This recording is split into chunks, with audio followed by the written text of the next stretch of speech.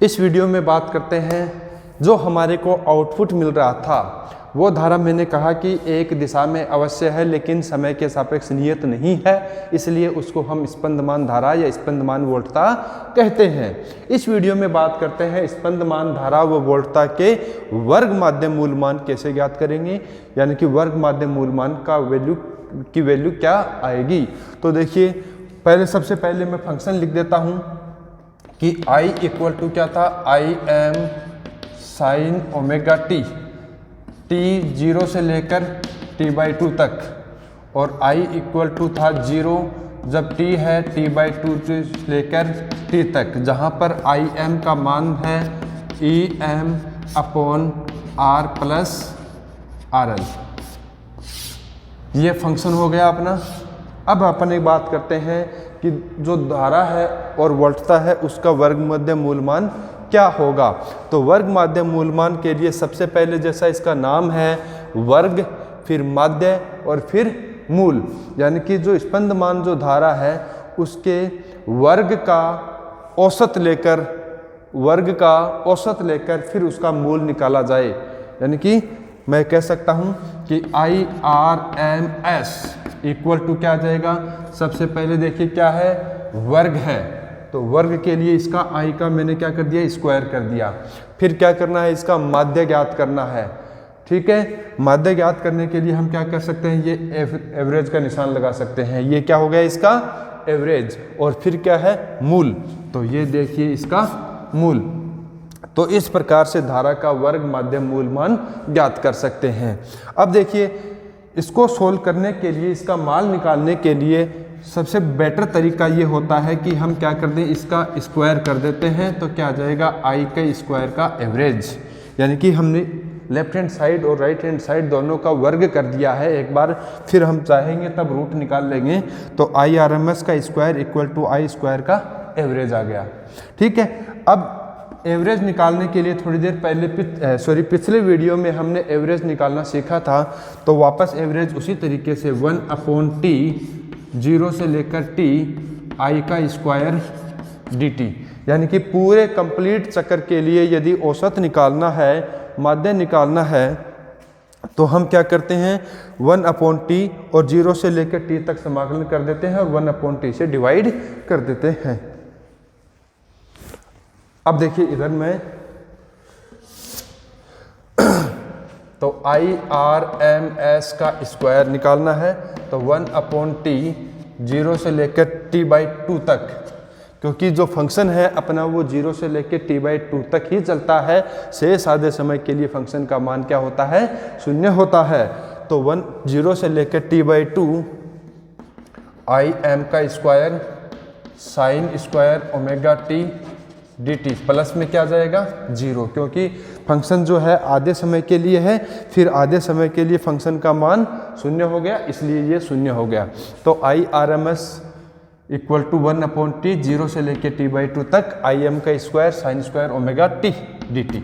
तो I M square upon T 0 से लेकर t/2 sine square omega T है, साइन स्क्वायर ओमेगा टी को क्या लिख सकते हैं, 1 minus cos 2 omega T upon 2 लिख सकते हैं, और ये dt। Sine square omega T को क्या लिख सकते हैं, 1 minus cos 2 omega T upon 2 और dt है। तो क्या आ जाएगा, आई एम का स्क्वायर अपॉन 2t 0 से लेकर t/2 1 dt माइनस 0 से लेकर t/2 cos 2 omega T dt, यानी कि दो फंक्शन हो गए, 2 इधर लेके आ गए अपन, तो dt माइनस 0 से लेके t/2 cos 2 omega T dt। अब देखिए इसका समाकलन क्या हो जाएगा, दोनों को एक साथ भी कर सकते हैं। तो आई एम का स्क्वायर अपॉन 2t, इसका हो जाएगा t माइनस इसका क्या हो जाएगा, sine 2 omega T upon 2 omega, और इसकी लिमिट क्या हो जाएगी 0 से लेकर t/2 तक। 1 है यहाँ पर, तो इधर तो समाकलन हो गया t, और इसका हो गया sine 2 omega T upon 2 omega, तो और लिमिट हो जाएगी 0 से लेकर t/2 तक। अब लिमिट की रखनी है इसके अंदर, और ज़्यादा कुछ नहीं करना है।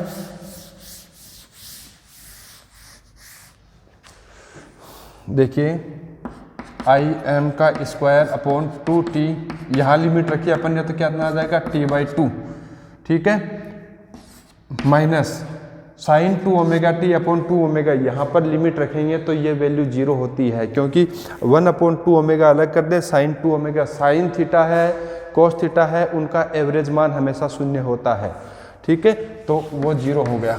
तो क्या आ जाएगा आपके पास IRMS square equal to I M का स्क्वायर अपॉन 4, तो IRMS इक्वल टू क्या आ जाएगा IM अपॉन 2। देखिए यहाँ पर IRMS निकाला था तब इसका रूट लिया था, अब रूट लेने से पहले हमने क्या कर दिया, इसका स्क्वायर कर दिया दोनों तरफ, और ये कहा था कि जब हमारे को ज़रूरत पड़ेगी तब हम अनरूट ले लेंगे, तो यहाँ पर हम अनरूट ले लेते हैं, तो ये IRMS की वैल्यू यानी कि धारा का वर्ग माध्य मूल मान IM अपॉन 2 प्राप्त होता है। अर्थात अब IM की value EM upon 2R plus RL, यानी कि IM की वैल्यू थी EM upon R plus RL, ये यहाँ से आप देख सकते हैं IM की value EM upon R plus RL थी, तो ये वैल्यू हो गई। इसी प्रकार अब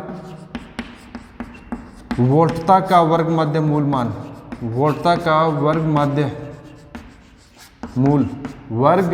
मूल, तो IRMS क्या हो जाएगा IRMS इंटू RL, यानी कि अपना लोड रेजिस्टेंस है जो RL, उससे मल्टीप्लाई करना है धारा को, तो क्या आ जाएगा IM अपॉन 2 इंटू RL, और IM का मान वापस उसी तरीके से जैसे पहले रखा था EM into RL upon 2R plus RL।